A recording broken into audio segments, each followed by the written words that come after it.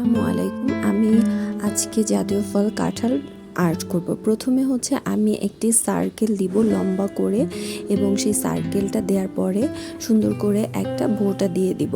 এরপরে হচ্ছে আমি সাইন পেন দিয়ে পুরো বোটাটা প্রথমে এঁকে নিব, তারপরে ছোট ছোট ঢেউ ঢেউ করে আমি হচ্ছে পুরো সার্কেলটাকে আমি এঁকে নিচ্ছি।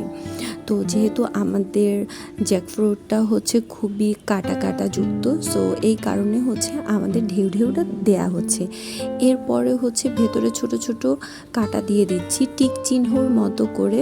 খুব ইজিভাবে আমাদের ছোট্ট সোনামণি এই কাঁঠালটা ড্র করতে পারবে। এরপরে চলে যাব কালারে, একটু লাইট ব্রাউন কালার দিব এবং কালারগুলো এক সাইড করে সুন্দর করে দিয়ে দিচ্ছি। এরপরে আরেকটা ব্রাউন কালার নিয়েছি, এটার শেডটা আমি নাম্বারটা দেখিয়েছি এবং এটা দেখে সুন্দরভাবে এই কালারটা করে নিতে হবে।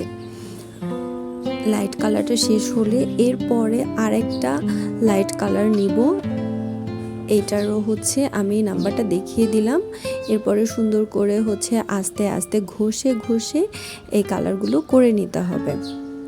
আমরা এখানে 3টা অলরেডি হচ্ছে শেডিং করে ফেলেছি, এরপরে আরেকটা শেডিং শুরু করেছি।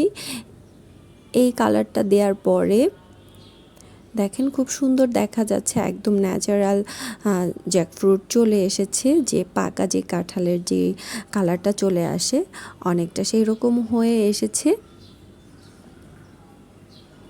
এরপরে আমরা ইয়েলো কালার দিচ্ছি, ইয়েলো কালারেরও হচ্ছে আমি নাম্বারটা দেখিয়ে দিয়েছি।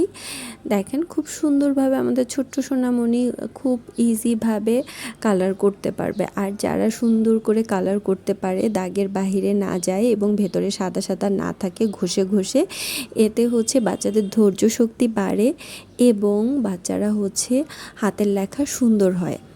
তো দেখেন এরপর আমি বোটাটা হচ্ছে সবুজ কালারের 3টা শেড দিয়ে করে নিচ্ছি।